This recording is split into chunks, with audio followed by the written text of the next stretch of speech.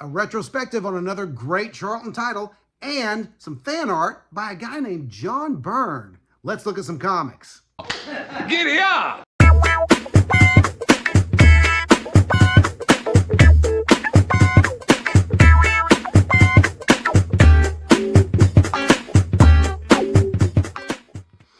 Hey, thanks for watching Four Color Commentary. I'm Mark Allen, and I'm slightly disheveled tonight, I noticed, but that's okay. I haven't been living under a bridge. I just look like that guy. All right, back with another, I'm going to begin another kind of retrospective of an old Charlton series, Doomsday +1. And of course, when I see this cover, the first thing I always think of is Planet of the Apes.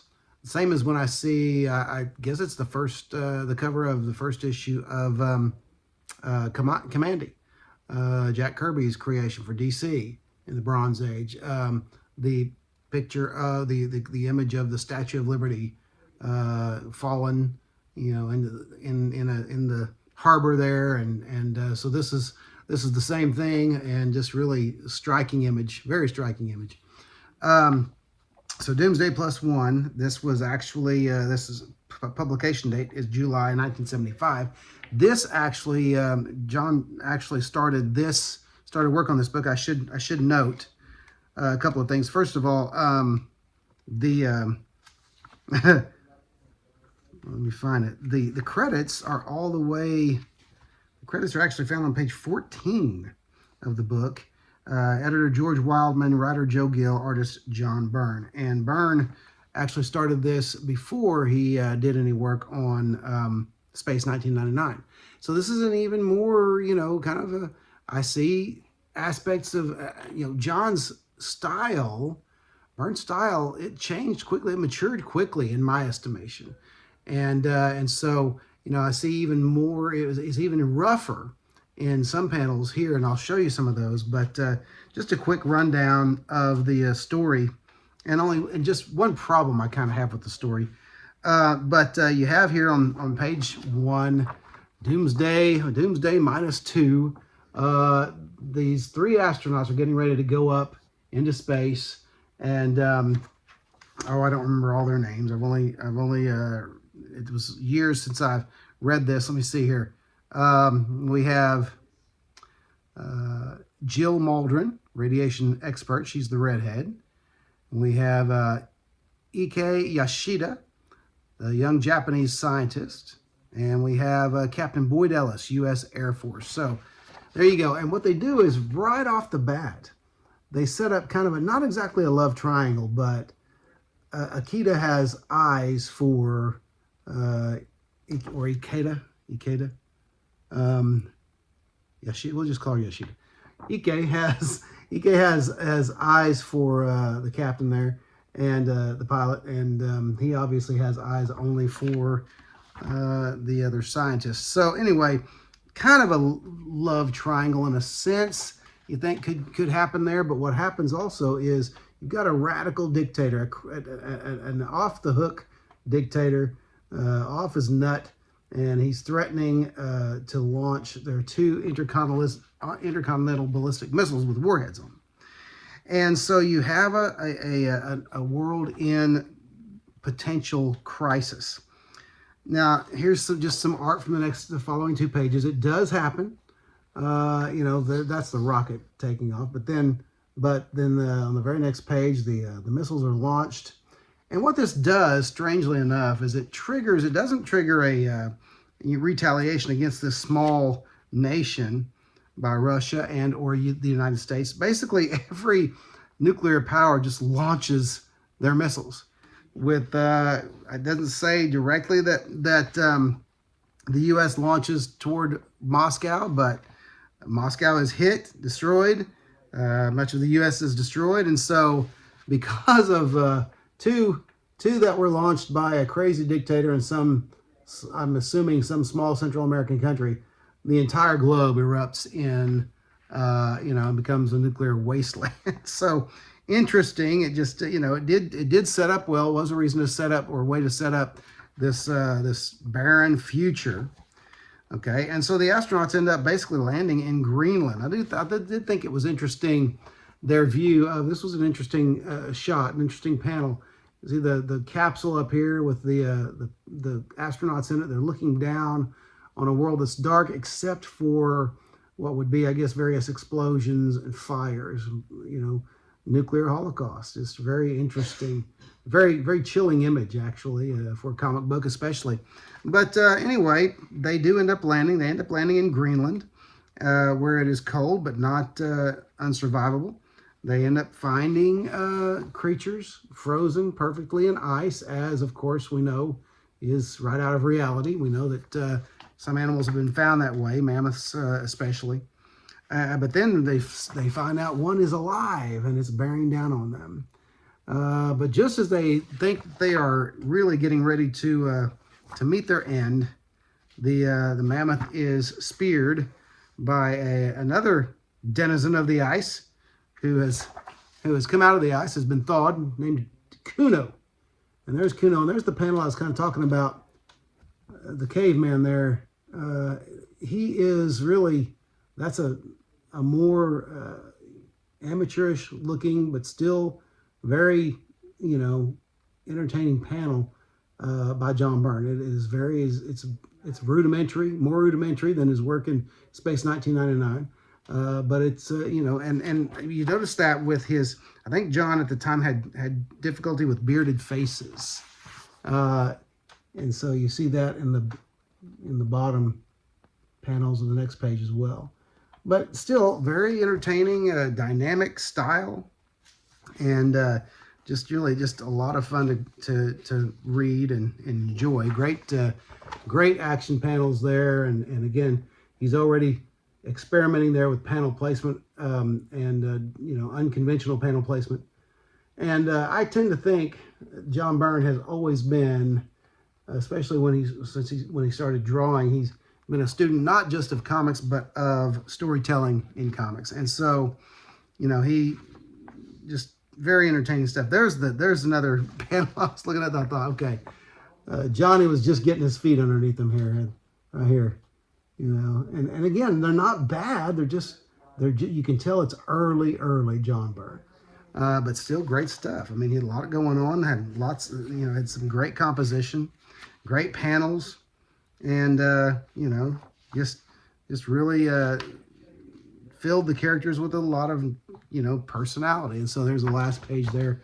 They do get to a point where a place where they find boats and even planes, and so the sky's the limit, literally, for them in the next issue. So anyway, there's Doomsday +1, issue number 1, July 1975, Charlton Comics.